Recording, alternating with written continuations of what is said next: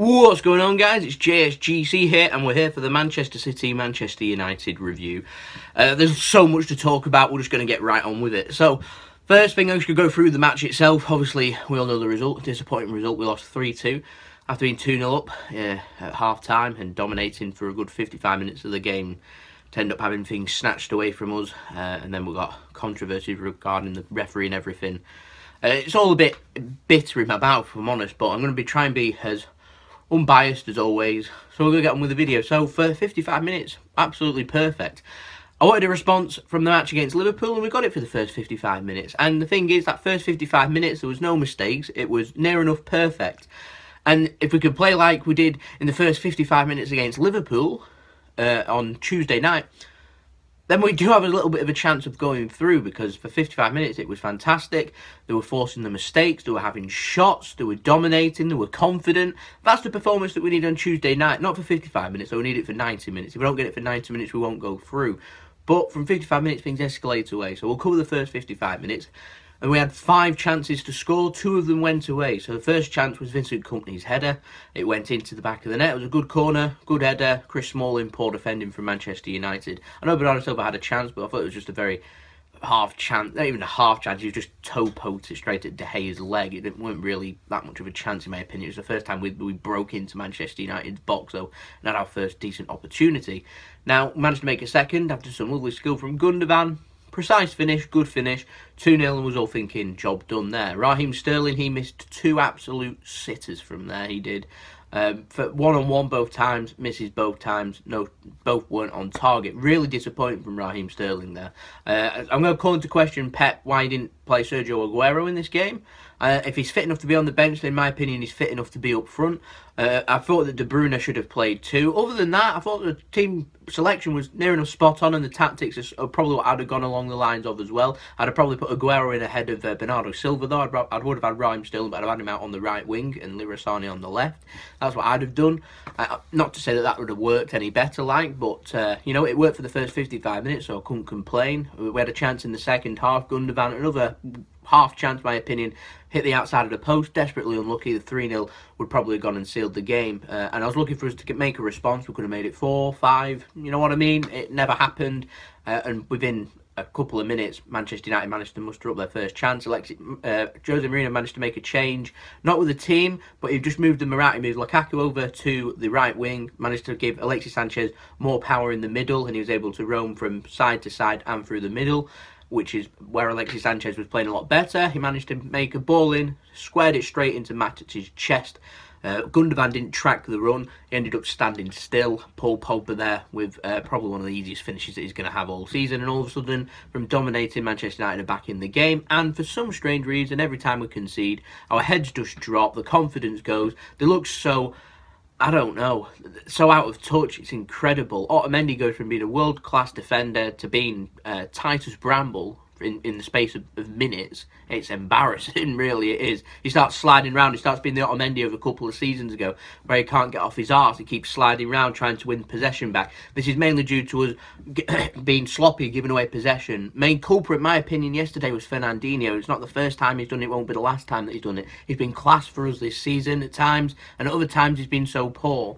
Are we starting to see signs that he's aging? I really do hope not. But, you know, we do need some cover there for Fernandinho. We've been poor in the transfer market. We've not got any cover. We should have signed Fred in January. It would have helped us out a lot. But Fernandinho, sloppy in possession. Ball gets given away. The counter-attack. Liverpool were exploiting it. Liverpool exploits it again on Tuesday night. It's really disappointing. We need to be better on the ball.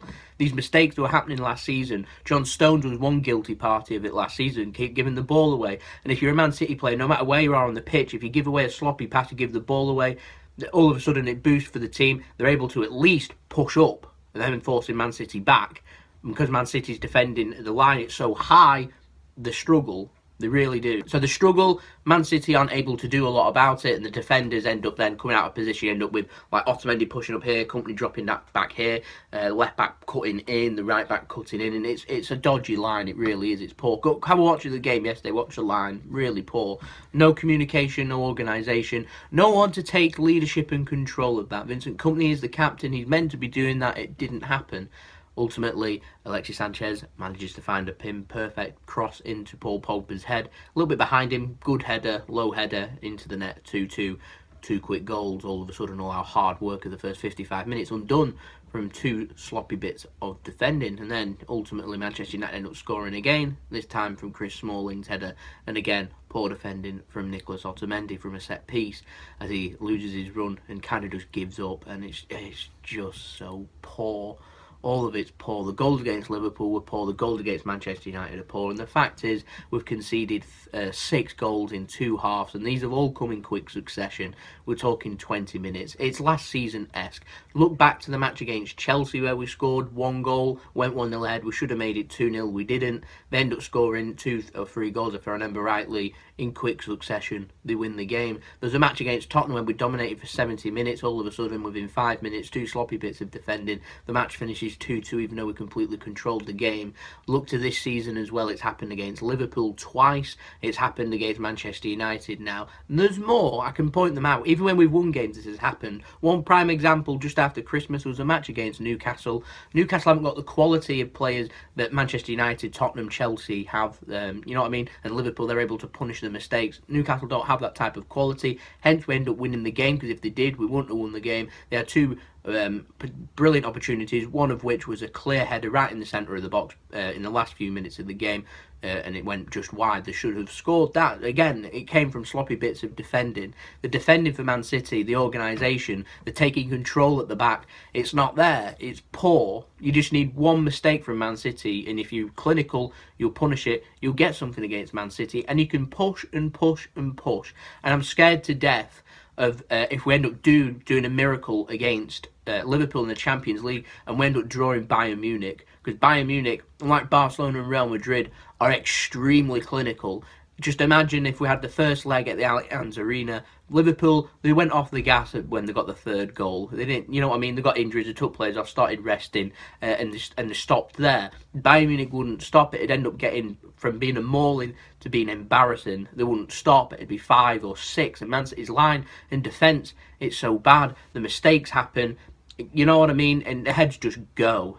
Brazil, think back to Brazil, 2014 World Cup against Germany, 7-0. The heads go. When your heads go, you don't stand a chance. When you concede that 1 goal, you need people to take leadership, take charge, sort it out. We haven't got that. We didn't have that yesterday. We didn't have it against Liverpool. We need to sort that out in the summer. They need to go and sign a couple of players, a couple of leaders to go and take charge of the side and take charge from when they're conceding. Perhaps Pep needs a little bit of help from his coaches as well, maybe to sort out the psychological side and the defending side of it, because it's poor. It really is. It's poor. It's simple amateur mistakes. We've not been making that many mistakes this season. That's why we're going to win the league. We deserve to win the league. We're going to earn our way to winning the league.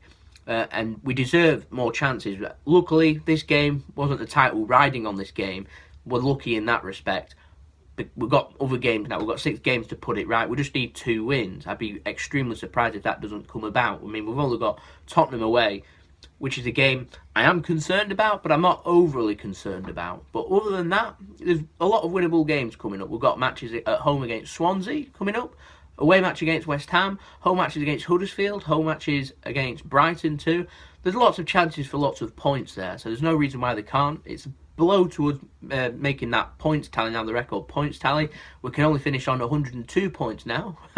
Only if we win every single game. I'd be surprised if we win every single game. If we progress in the Champions League, you'll start seeing players get rested, so it might take a little while. If we don't go through, I'd probably say either the match against Swansea or the match against West Ham when we probably will have the next chance to win the league. And fingers crossed, the players will learn from their mistakes and want it just that little bit more, because I feel like they need just that little bit more of a boost.